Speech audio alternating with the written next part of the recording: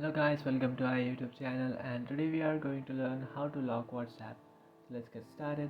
So if you want to lock your WhatsApp application, what you can do is just simply open up your WhatsApp. After opening up your WhatsApp, you can find this three dotted icon which is on the top right corner of your screen. Just tap on that and then tap on this fifth option which says settings. After tapping on settings, you'll come up to this page where you can tap on the second option which is privacy. After tapping on privacy, now just scroll down, and after scrolling down here you can see this option which says fingerprint lock. So just tap on fingerprint lock. After tapping on fingerprint lock, you just have to toggle this option on if it's off.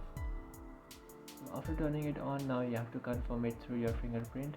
So just enter your fingerprint, and after doing that, now here you can see it will ask you automatically lock. You can set a off, so you can set a timer. So just I would select immediately. After selecting immediately, now what you can do is just come back and remove it from your background and then again open up your WhatsApp. And now before opening up your WhatsApp, it will ask you to enter your fingerprint.